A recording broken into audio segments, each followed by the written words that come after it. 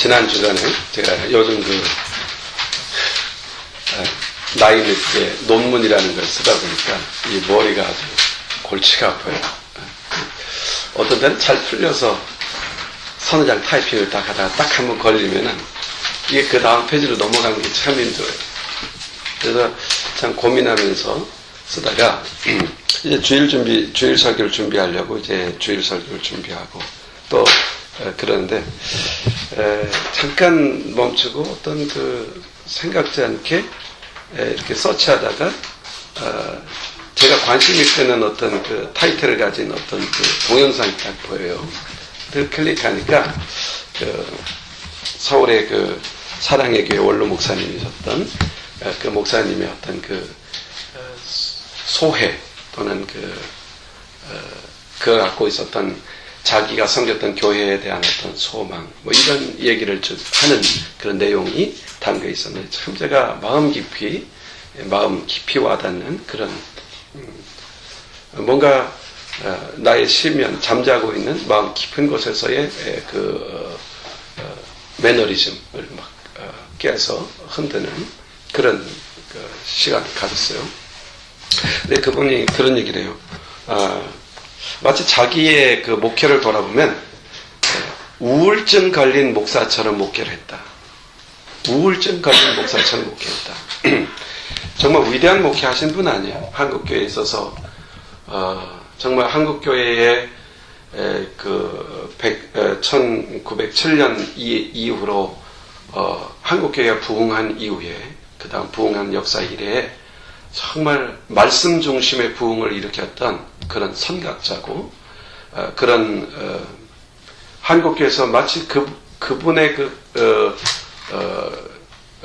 목회 철학과 본질적인 목회에 대한 그런 비전이 얼마나 많은 목회자들을 흔들어 깨워서 그나마 교회의 생명력을 유지하게 했었는가 생각해보면 참 저도 가장 존경하는 목사님이시고 또 제가 목회 철학을 정리하는 데 있어서 결정적인 그런 핵심적인 내용들을 갖게 해줬던 그런 분이기도 한데 그분이 하시는 말씀이 자기의 목회를 돌아보면 자기는 마치 우울증에 걸린 사람처럼 목회를 했다.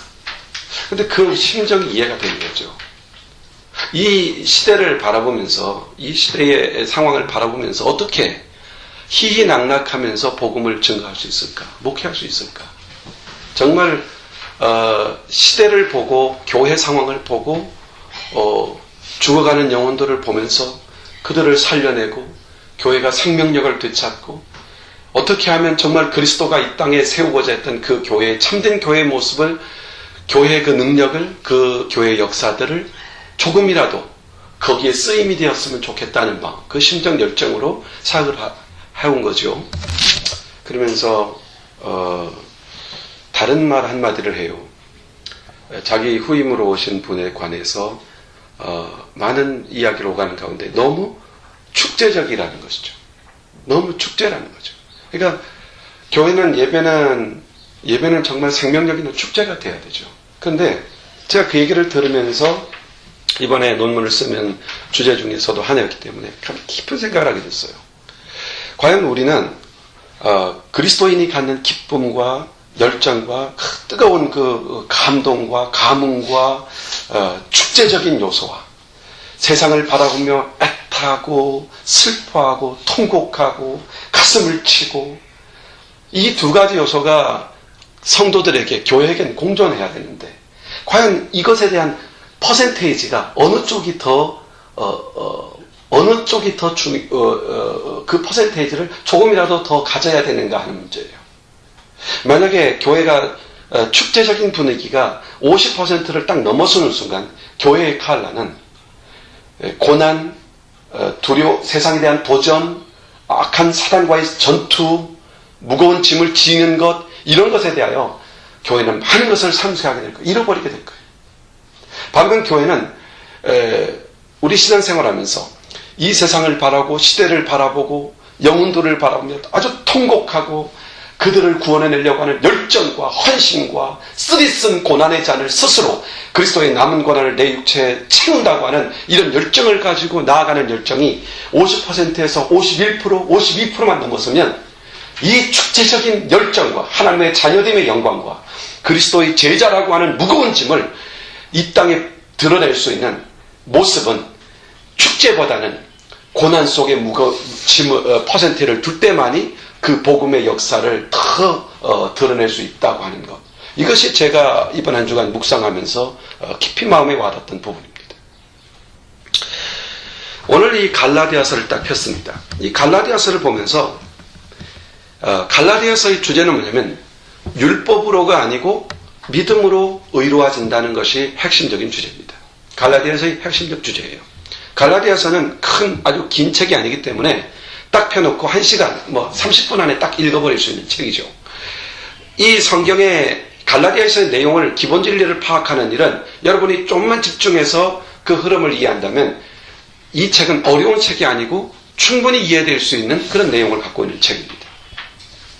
성경의 기본 진리를 정확하게 찝어서 성경 66권의 내용을 함축한 책이 로마서라고 한다면 로마서를 함축해 놓은 책이 갈라디아서다, 이렇게 표현할 수 있습니다. 특히 갈라디아서는 우리가 오직 복음을 믿을 때만이 거기에서 나타나는 구원의 역사, 즉 구원이 있고 복음만이 우리의 율법과 모든 죄악과 세상의 억압 속에서, 즉 사단의 억압 속에서 자유할 수 있는 유일한 요소다, 이것을 강조하는데 이 내용 전체를 할애하고 있습니다. 마틴 루터는 갈라디아서를 딱 대했을 때 너무 그 메시지가 명료하고 분명해서 이 갈라디아서는 갈라디아 교회에게 준 책이 아니라 바로 나에게 준 것이며, 이 갈라디아서는 내 아내이고 바로 나와 함께 사는, 나와 분리될 수 없는 아내와 같은 존재가 바로 이 갈라디아서다, 이런 표현을 씁니다. 얼마나 이 갈라디아서의 내용이 강렬하고 그의 삶 전반을 바꿔놓을 수 있었는지, 종교 개혁자들의 개혁의 시발점이 바로 이 루터가 쓴 갈라디아서 강해서이고, 그리고 그 강해서를 읽는 사람들마다 이 갈라디아서에 나와 있는 핵심적인 내용, 오직 믿음으로 구원이라고 하는 이 놀라운 복음의 메시지 앞에 굴복하게 되고, 그 말씀으로 인하여서 이 종교개혁의 불꽃이 폭발력 있게 번져나가게 될 것이죠. 갈라디아서 내용을 보면은 크게 세 부분으로 정리가 됩니다. 1장, 2장, 그리고 이게 한 단락이고 3, 4장이 한 단락이고 5, 6장이 한 단락입니다. 1, 2장의 내용은요, 사도 바울이 자기의 간증을 하면서 자기가 어떻게 복음을 갖게 되었는가라고 하는데 포인트를 맞추어, 그리고 자기가 그동안 선교사역, 1차, 2차, 3차 선교사역을 하면서 가졌던 문제와 사도 바울을 배척하는 사람들, 다른 복음을 가진 사람들을 종합하여서 정리하면서 그는 자신이 어떻게 복음을 갖게 되었는가, 그리고 그 복음이 자신을 어떻게 바꾸어 놓는가라고 하는 간증을 하면서 하나의 메시지를 딱 드러내는데, 그것이 바로 신앙의 핵심, 신앙의 본질이 무엇이냐라는 것을 1장과 2장에서 드러내고 있는 것입니다. 그래서 갈라디아서 1장과 2장의 포인트는 신앙의 핵심이 뭐냐, 우리가 믿는 신앙의 핵심, 그 한마디로 딱 집으면 뭐냐, 이것을 이야기하고 있죠. 그 핵심이 뭡니까? 오직 구원은 믿음으로 얻는 것이다 라는 것입니다. 어떤 행위나 어떤 조건에 의한 것이 아니라 그것은 은사이며 은혜다. 그러므로 오직 믿음으로 얻는 구원, 이것이 바로 신앙의 핵심이다 라고 하는 것에 도달하게 되죠. 그리고 3장과 4장에서는 그 신앙의 핵심인 내용을 교리적으로, 논리적으로 설명해 갑니다. 이것은 어떤 의미에서 창세기로부터 요한계시록까지 흐르고 있는 구속사적 맥락이며, 그것을 요약해 놓았던, 핵심적으로 집약해 놓았던 로마서의 요약이기도 합니다. 그래서 갈라디아서 2장과 3장과 4장은 로마서의 핵심적인 내용을 요약한 것이며, 그 내용의 본질은 뭡니까? 율법으로가 아니라, 율법을 지킴으로가 아니라, 우리의 도덕법을 지킴으로가 아니라, 오직 하나님이 주시는 은사로 받은 믿음, 그 믿음으로 그리스도 예수에 대한 복음을 믿게 되어서 얻게 되는 은혜로의 구원이라고 하는 이 핵심적인 메시지를 3장과 4장에서 집약적으로 설명을 합니다. 그리고 5장과 6장에 넘어가서는 그 은혜로 받은 구원, 내가 구원받은 사람이고 은혜로 받은 구원을 얻게 되었는데, 구원을 얻은 사람은 어떠한 삶의 태도와 자세를 가져야 하는가라고 하는 구체적인 구원받은 사람의 실천을 설명하고 있습니다. 여기서 여러분 이걸 잊지 마십시오. 우리가 얻은 구원은 값싼 게 아닙니다. 우리가 얻은 구원은 우리의 감정 노름에 좌우될 수 있는 게 아닙니다.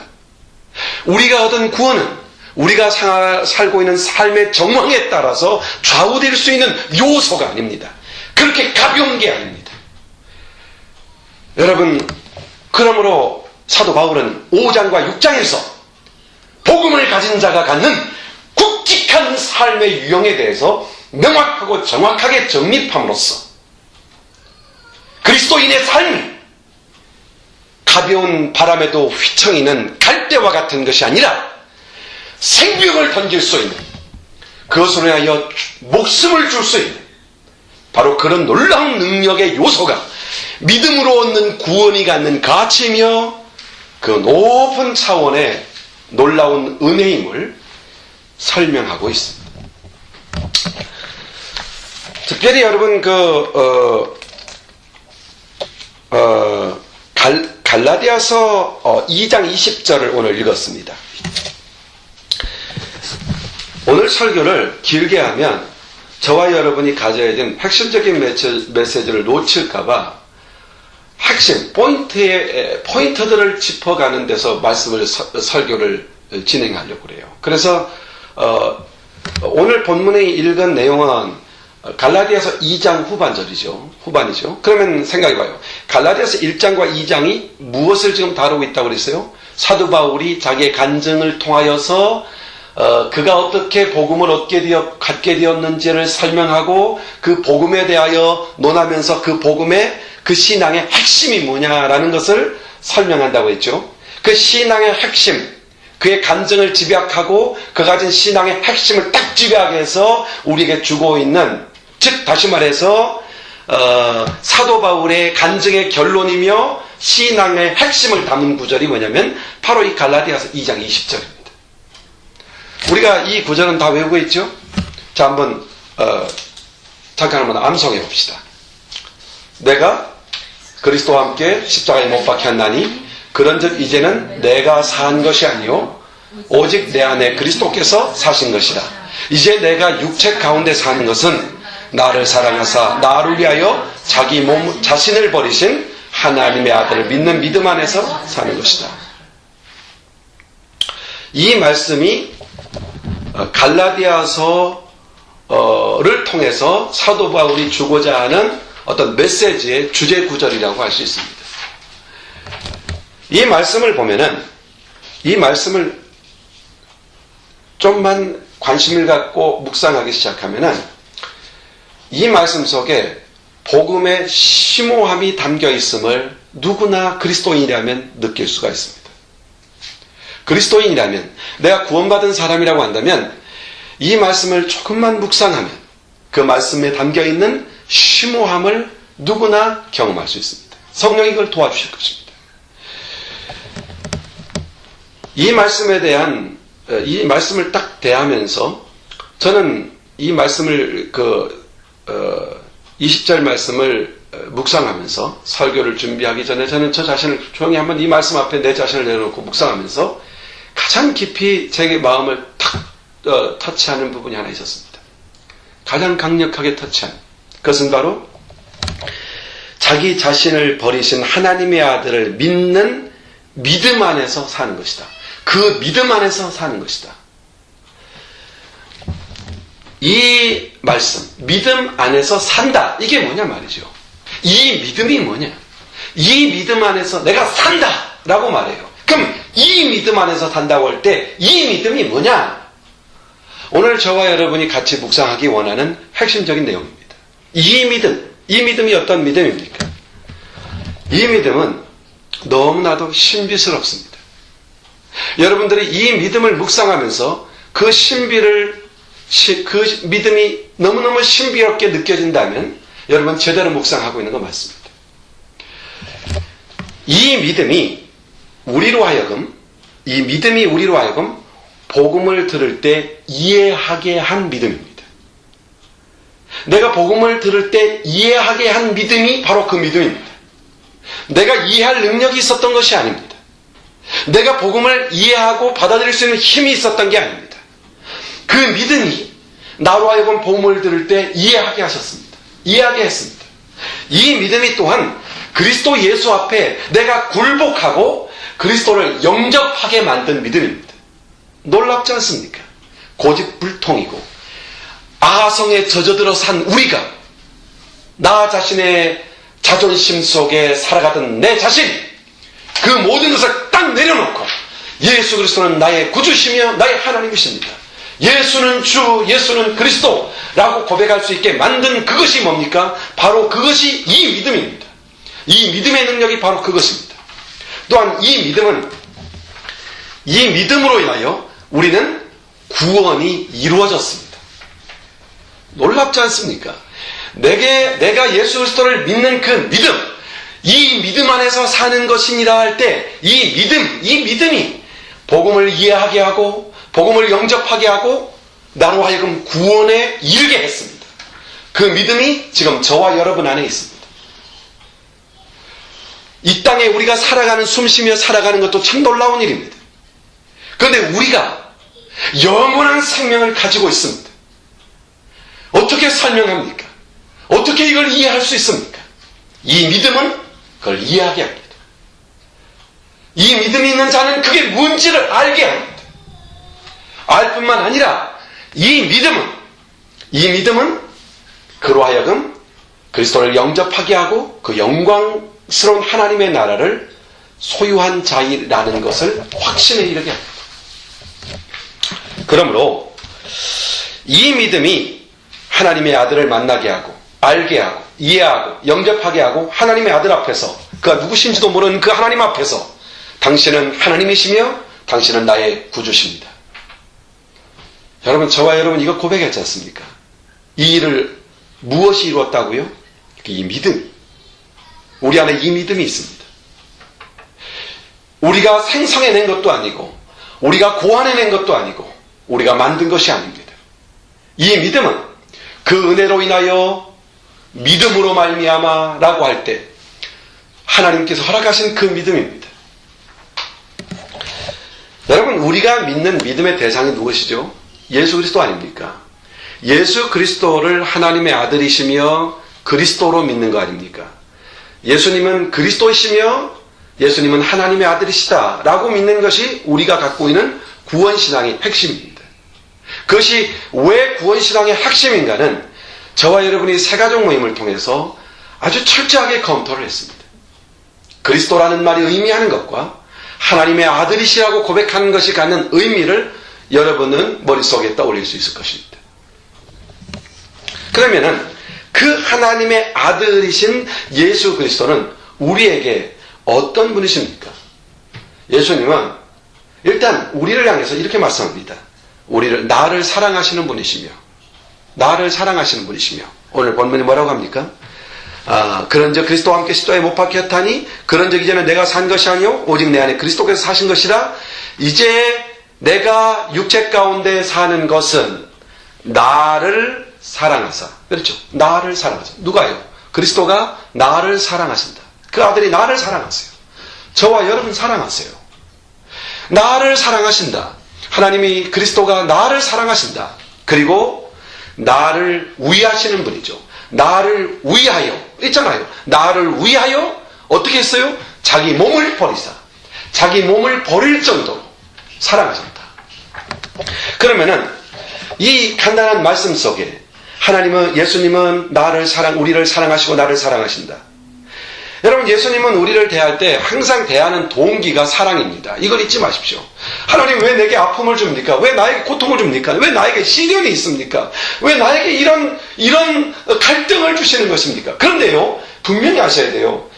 우리 주님이 허용하시는 모든 삶에서 경험되는 고통, 갈등, 어려움, 피곤함, 이 모든 것들은 다 하나님의 사랑에서 기인한다는 것입니다. 헌신을 요구할 때도, 어떤 명령을 할 때도 항상 하나님은 그 사랑 가운데서 사랑으로 역사하시며 사랑 가운데서 우리에게 사랑하는 그 동기에서 출발하고 있다는 것이죠. 그러므로 이걸 잊지 마셔야 돼요. 어떤 어려움과 어떤 곤란한 지경에 있을지라도 이것 하나는 절대 놓치면 안 돼요. 그게 뭐겠어요? 하나님은 나를 사랑하신다. 이 고난 중에도, 이 아픔 중에도 하나님은 나를 사랑하신다. 그리고 나를 위한 놀라운 계획을 갖고 계신다. 그러므로 어떤 시련과 어려움 속에 우리는 좌절할 필요 없습니다. 하나님은 나를 사랑하신다고, 그리스도는 나를 사랑하신다고 하는 이 사실, 이것을 붙들 때 우리가 이기지 못할 고난은 없습니다. 넘지 못할 산은 없습니다. 그러므로 우리는 어떤 고통의 와중에서라도 주님이 나를 사랑하신다고 하는 이 확신 속에 거해야 되고, 이 확신의 끈을 붙잡아야 되고, 하나님이 나를 사랑하신다는 이 확신 속에서 우리의 주어진 십자가를 거뜬히 져내야 합니다. 또한 우리 예수님은 우리를 위하여 우리를 위하신다 그랬잖아요. 어떻게 위하십니까? 율법의 저주에서 대신 속량해 줬습니다. 이 율법의 저주라는 말이요, 이 갈라디아서 3장 10절에 보면 이런 말씀이 나와요. 무릇 율법의 행위에 속한 자들은 저주 아래 있나니 기록된 바 누구든지 율법책에 기록한 대로 온갖 일을 항상 행하지 아니하는 자는 저주 아래 있는 자다. 율법의 요구가 우리 안에 있잖아요. 이방인들에게는 양심의 요구잖아요. 근데 그 요구대로 행하지 않으니까 어떤 결과가 와요? 우리는 저주 아래 있다는 얘기예요. 고민하고 괴로워하고 평안을 잃어버리고 그래요. 이게 이게 율법의 저주 아래 있는 것이에요. 우리는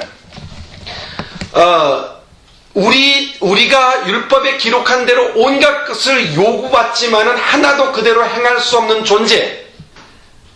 그러니까 우리 자신을 돌아보면서 얼마나 다른 사람이 볼 때는 멀쩡해 보이고 윤리적이 보이고 도덕적인 사람이라 할지라도요, 그 사람 마음 뚜껑 뚝 열어놓으면은 엉망진창이잖아요. 평안이 어디 있습니까? 위로가 어디 있습니까? 죄로 인한 저주, 심판, 영원한 사망, 이 진노에서 떠날 수 없는 것이 우리의 모습이죠. 그런데 갈라디아 3장 13절에서 우리 주님은 이렇게 말합니다. 그리스도께서 우리를 위하여 저주를 받은 바 되사, 누구를 위해서? 그리스도께서 나를 위해서, 우리를 위하여 대신 저주를 받은 바 되사 율법의 저주에서 우리가 요구받는 도덕성, 거룩성, 율법의 요구에서 우리로 하여금 속량하셨으니, 그 요구받는 것에서 우리 주님이 대신 저주를 받아 속량하셨으니 나무에 달린 자마다 저주 아래 있는 자, 그리스도께 친히 나무에 달리셔서 그 저주를 받은 자가 되었다는 얘기입니다. 우리를 대신해서. 이 사실이요, 저는 여러분들이 흔히 들을 수 있고 그렇구나라고 스쳐 지나갈 수 있는 이 사실이 얼마나 중요한가라는 것을 여러분의 삶 속에서 반드시 경험하게 되는 순간이 있을 줄 압니다. 주님이 내 죄를 속량하셨다는 그 사실만으로 우리는 얼마나 충분한 은혜를 갖고 있는가라는 것을, 주님은 내 대신 저주를 받으시고 내 죄를 속량, 대신 갚아주셨습니다. 그 이유가 뭐죠? 우리를 사랑하기 때문입니다. 자녀가 고통을 당하고 어려움을 당하면 부모는 능력껏 자녀들을 위해서 돈도 쓰고 노력도 하고 온 힘을 다합니다. 왜요? 사랑하니까. 우리의 율법의 저주 속에 있는 우리를 위하여 오직 사랑하시는 그 동기로 인하여 우리를 대신하여 저주를 받으시고 속량해 주셨다는 사실이죠. 왜요? 사실은 이런 경우 왜라고 물어도 우리는 잘 몰라요. 왜요? 몰라요. 몰라서 이게 깊이 와닿지가 않아요. 우리 주님은 자기 몸을 버리심으로 사랑의 절정을 이루십니다. 이것이 바로 주님이십니다. 자기 몸을 버린다. 여러분, 우리 주님이 말씀하셨잖아요. 형제를 위하여 자기 목숨을 버리면 이보다 지나는 사랑은 없다. 이보다 넘는 사랑은 없다. 그렇잖아요. 그러니까 우리 주님께서 우리를 사랑하실 때 목숨을 걸고 목숨을 주어서 사랑하신 분이에요. 여러분, 우리 자신, 내 자신을 위해서 내 대신 목숨을 던져 죽으시는 분, 그런 정도로 나를 건지시고 구원하시고 사랑하시는 분, 이분이 바로 그리스도라는 얘기죠. 이걸 묵상하셔야 돼요. 이걸 깊이 한번 묵상하셔야 돼요. 이것을 묵상할 때 역사가 일어나죠. 이 놀라우신 주님을 만나는 방법, 이게 뭡니까? 믿음이에요. 여러분, 이 그리스도에 대하여 묵상할 때도 그 묵상의 근거는 믿음이죠. 주님에 대한 약속에 대한 믿음, 하신 일에 대한 믿음, 그분이 하신 말씀에 대한 믿음. 이 믿음은 우리로 하여금 복음을 듣고 이해하고 영접하게 하고 구원에 이르게 하는 이런 놀라운 신비스러운 믿음이 우리에게 있는 믿음이에요. 이 믿음이에요. 근데 이 믿음은 더 나아가서 이 믿음은 우리로 하여금 그리스도와 함께 죽게 하는 믿음이에요. 그리스도의 죽으심에 동참케 하는 믿음이에요. 그래서 내가 그리스도와 함께 십자가에 못 박혔나니라고 말하잖아요. 이게 믿음이에요. 우리의 믿음은 내가 그리스도와 함께 십자가에 못 박혔다는 사실을 아는 거예요. 내가 그리스도와 함께 십자가에 못 박히려고 노력하는 게 아니에요. 내가 그리스도와 함께 십자가에 못 박히려고 애쓰는 것도 아니고 우리들의 노력이나 애씀이 거기에 있는 게 아니에요.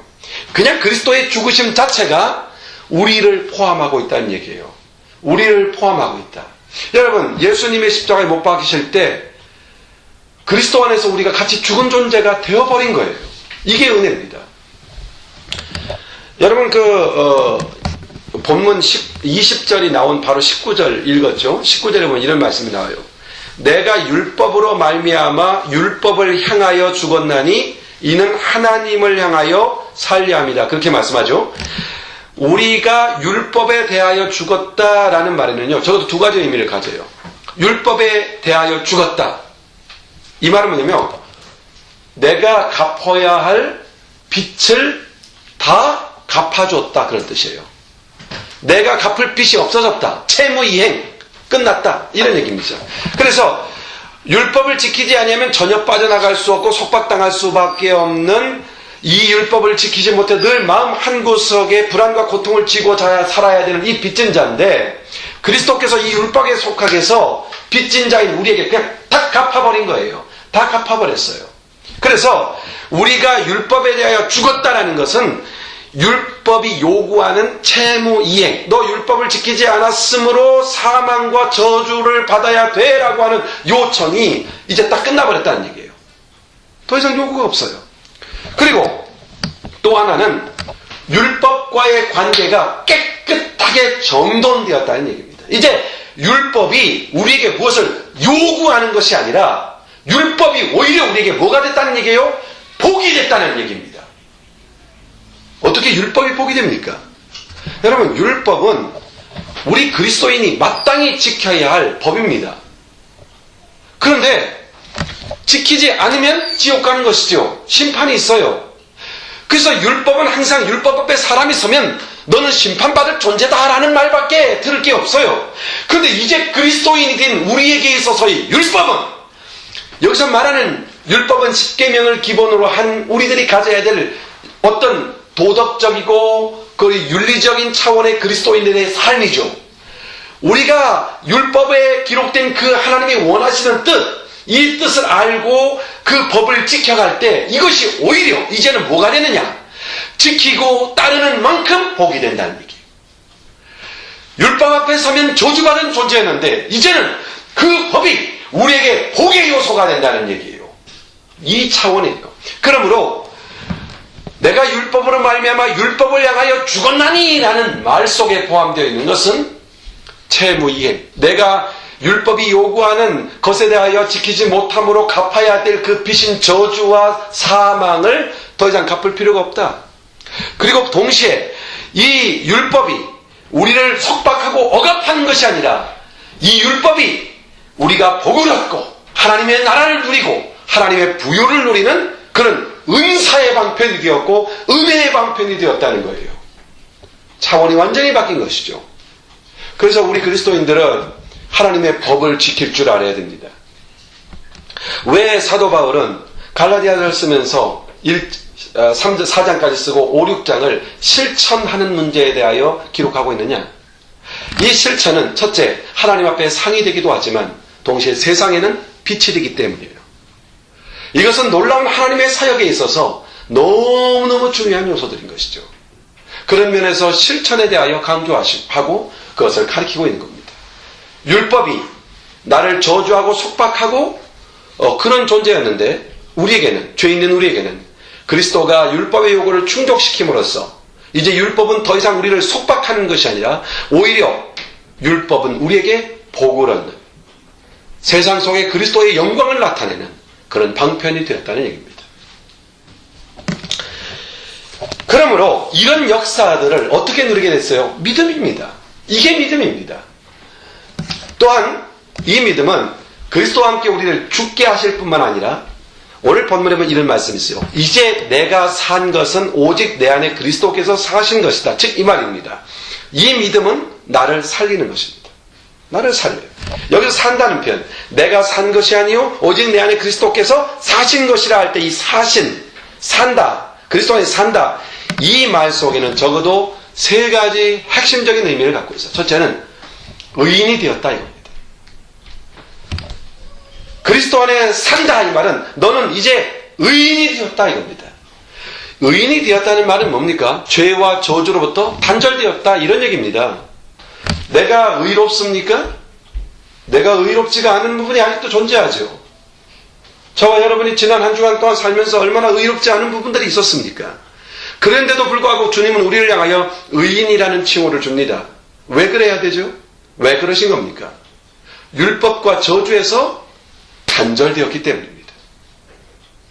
우리가 의인이라는 것, 그리스도 안에서 산다 이 말은 너는 의인으로 산다는 얘기입니다.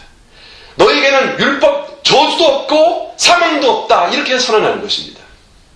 그리고 또한 내가 그리스도 안에 산다라고 하는 말은 자유인이 되었다는, 자유를 가졌다는 것이에요. 어디서 자유입니까? 당연히 죽음으로부터의 자유입니다. 율법으로부터의 자유, 이것이 바로 의인이라면 이 죽음으로부터의 자유, 이것은 진정한 자유죠. 영원한 자유죠. 그리고 더 나아가서 이 산다는 말은요, 진짜, 리얼, 진짜 그리스도를 모시고 사는 사람이 되었다는 얘기입니다. 자, 봐요. 그리스도를 모시고 산다는 말이 담고 있는 의미는 정말 풍부합니다. 엄청납니다. 그 한 예만 들어봅시다. 그리스도가 통치하는 나라가 어디입니까? 하나님의 나라입니다. 우리 안에 어디가 이루어졌어요? 하나님의 나라가 이루어진다는 얘기입니다. 그가 내 안에 거하셔서 나를 다스리신다는 것. 내가 그리스도 안에 산다라고 하는 말, 그리스도가 내 안에 산다는 말, 바로 그 말은 내 안에 하나님의 나라가 임하고 있다는 얘기입니다. 그러니까 여러분 이걸 아십시오. 우리에게는 옛사람의 흔적이 있고 새사람의 모습을 갖지 않습니까? 새사람은 하나님의 나라를 누릴 때 얻는 부요입니다. 옛사람은 하나님의 나라가 아닌 세상 나라 속에서 발견되는 자신입니다.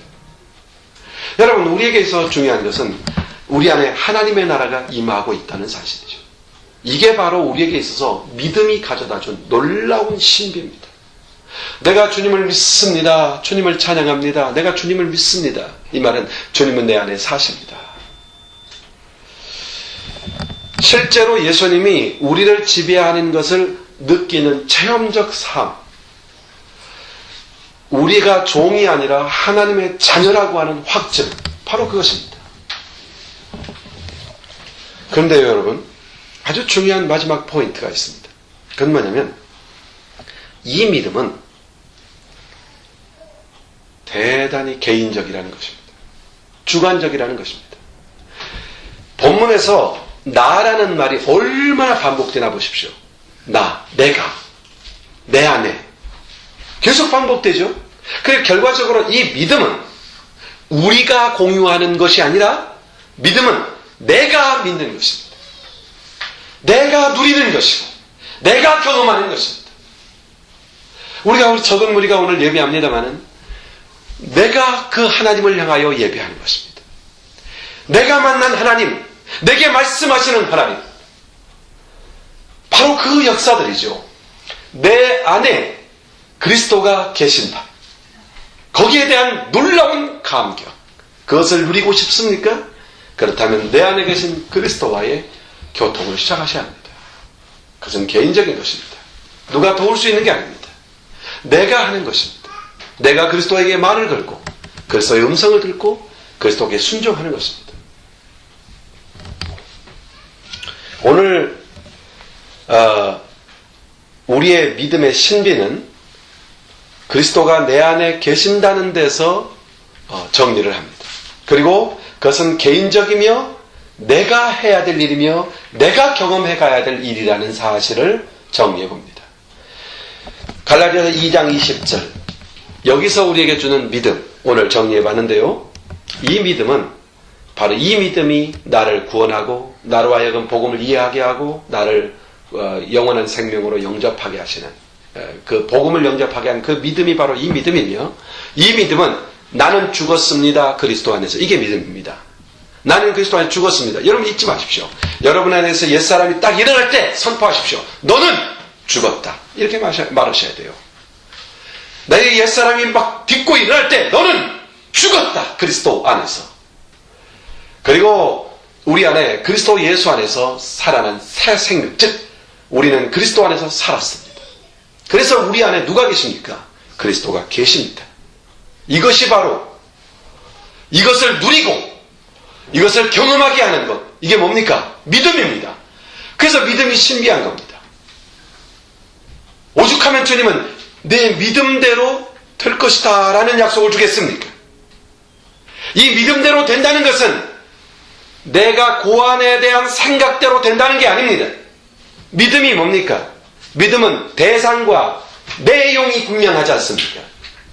믿음의 대상이 누굽니까? 그리스도입니다. 내용이 뭡니까? 그의 말씀이지 않습니까? 말씀이 육신이 되어 우리 가운데 오신 분이 그리스도입니다. 그러므로 그리스도가 하신 말씀만을 말씀이라는 것이 아니라 아버지의 뜻이 바로 아들입니다. 내 뜻은 바로 그리스도 예수다라고 말씀하시지 않습니까? 즉 아버지의 뜻이 기록된 하나님의 말씀이 그리스도의 뜻이며 그리스도의 자신이며 그리스도의 메시지며 그리스도의 말씀이죠. 그러므로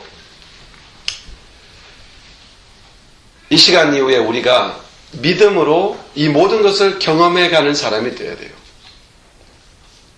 이 믿음은요, 자, 믿음을 쓸 때요, 그리스도의 믿음은 여러분이 쓰셔야 된다는 거예요. 이거 잊어서는 안 됩니다. 내가 믿는 것입니다. 내가 믿음을 쓰는 것입니다. 그런데요, 이 믿음을 쓸 때 정말 할 수 없고 정말 하기 싫고 정말 많은 것을 잃어버릴 것 같고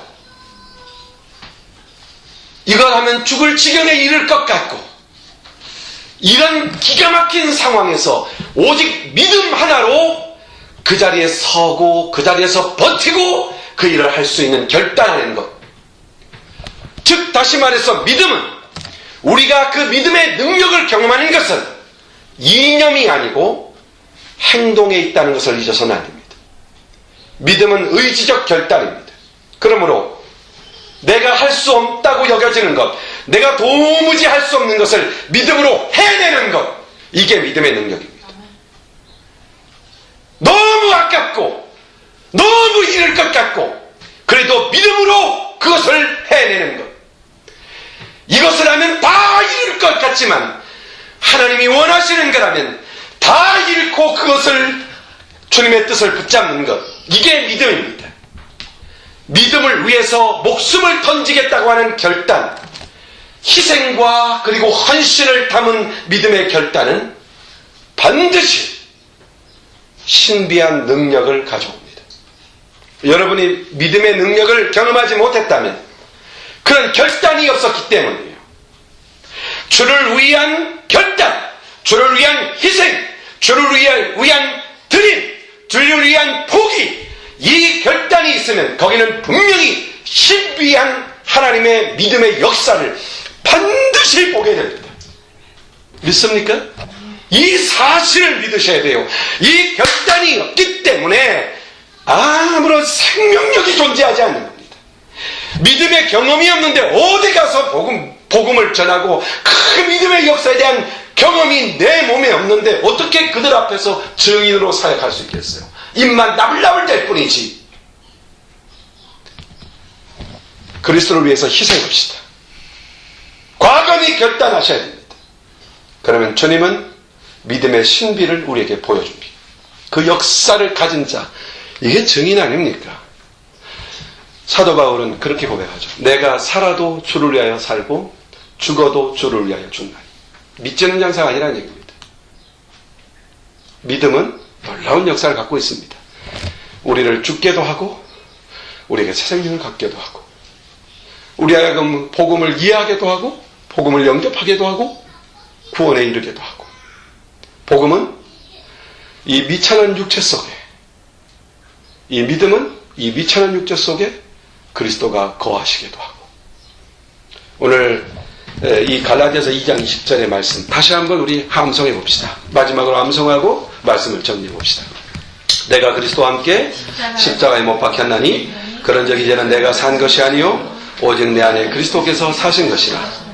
이제 내가 육체 가운데 사는 것은 나를 사랑하사 나를 위하여 자기 자신을 버리신 하나님의 아들을 믿는 믿음 안에서 하는 것이다. 믿음으로 결단합시다. 믿음으로 과감하게 결정하세요. 믿음으로 포기할 것 과감히 포기하세요. 믿음으로 희생하세요. 믿음으로 내려놓을 것 내려놓는 것입니다. 그러면 믿음의 역사를 여러분이 보게 될 것입니다.